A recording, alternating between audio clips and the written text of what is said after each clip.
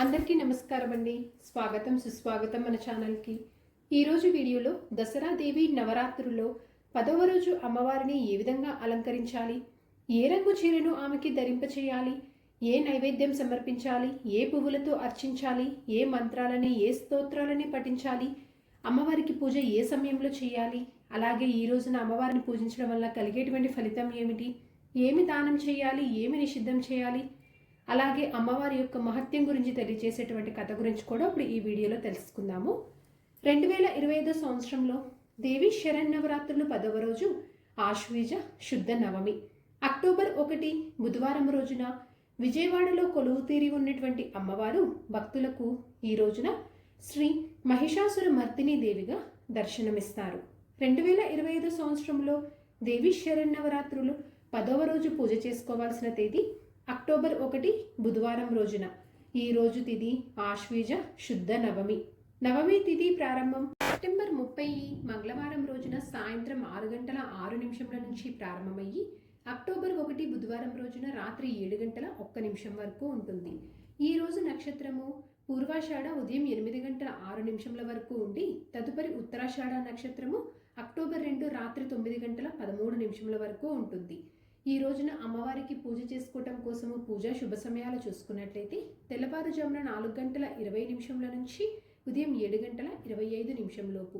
ఈ సమయంలో కుదరని వారు మరలా ఉదయం 9 గంటల నుంచి ఉదయం 11:30 లోపు మీరు పూజ అనేది చేసుకోవచ్చు.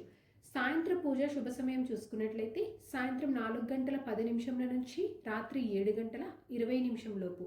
ఈరోజు శ్రీ మహిషాసుర మర్దిని దేవి అమ్మవారికి కాఫీ రంగును కానీ లేదా నీలం రంగు చీరని సమర్పించాలి. ఈ రోజున శ్రీ మహిషాసుర మర్దిని దేవి అమ్మవారిని శంఖం పువ్వులతో కానీ లేదా నల్ల కాలువలతో కానీ లేదా వివిధ రకాలైనటువంటి పరిమళ భరితమైన పువ్వులతోటి పూజించాలి. ఈరోజు నైవేద్యంగా చక్కెర పొంగల్ని కానీ పులిహోరని కానీ సమర్పించాలి. ఈరోజు తప్పకుండా చదవలసినటువంటివి చండీ సప్తస్తతి, మహిషాసుర మర్దిని అష్టోత్తరము, మహిషాసుర మర్దిని స్తోత్రము, ఖడ్గమాల స్తోత్రము, అలాగే ఓం మహిషాసుర మర్దినియే నమః అనేటువంటి ఈ మంత్రంని మీకు ఎన్నిసార్లు వీలైతే అన్నిసార్లు పఠించడం వల్ల చాలా మంచి ఫలితాలు అనేవి ఉంటాయి. ఈరోజు నిషిద్ధము ఏకభుక్తం, దానము సద్బ్రాహ్మణులకు స్వయంపాక దానం అనేది ఇవ్వడము, సద్బ్రాహ్మణులకు స్వయంపాకం ఇవ్వడము చాలా మంచిది. ఫలితము ఈ రోజున అమ్మవారిని పూజించడం వలన కలిగేటువంటి ఫలితము ఆపదలు తొలగి భయాలు తొలగి అన్నింటా విజయం లభిస్తుంది. ఇప్పుడు కథ గురించి తెలుసుకుందాము. పురాణాల ప్రకారము మహిషాసురుడు అనే రాక్షసుడు కఠిన తపస్సు చేసి బ్రహ్మదేవుడు నుండి ఏ దేవుడు ఏ మానవుడు నన్ను సంహరించలేరు అనే వరంని పొందాడు. ఆ వరం కారణంగా అతడు అసాధ్యమైన శక్తివంతుడిగా మారి దేవతలను ఋషులను లోకాలను పీడించసాగాడు. దేవతలందరూ బ్రహ్మ విష్ణు మహేశ్వర్లను ఆశ్రయించారు. అప్పుడు త్రిమూర్తుల కోపాగ్నుల నుండి ఒక అపారమైన శక్తి వెలువడింది. ఆ శక్తిని దుర్గాదేవి లేదా మహిషాసుర మర్దిని అని పిలుస్తారు. దేవతలందరూ తమ ఆయుధాలను ఆమెకి సమర్పించారు. విష్ణువు చక్రము, శివుడు త్రిశూలము, వాయుడు ధనస్సు, వరుణుడు శంఖము, అగ్నిశక్తి ఇలా అన్ని వైపుల నుంచి దుర్గాదేవికి శస్త్రశాస్త్రాలను స్వీకరించింది. ఆమె సింహవాహనంగా యుద్ధరంగంలో ప్రవేశించి మహిషాసురునితో ఉగ్రమైన యుద్ధం చేసింది.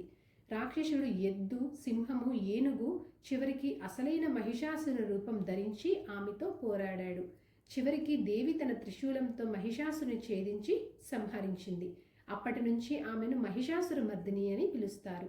ఈ విజయం ధర్మం అధర్మంపై గెలుపు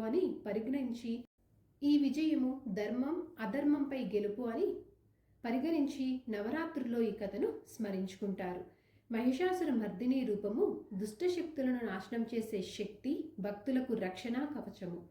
సో ఇదండి ఈరోజు వీడియో. ఇంకొక మంచి వీడియోతోటి ఇంకొక యూస్ఫుల్ వీడియోతోటి మిమ్మల్ని మళ్ళీ కలుస్తాను. ధన్యవాదములు. సర్వే జనా సుఖినో భవంతు. జై శ్రీమన్నారాయణ.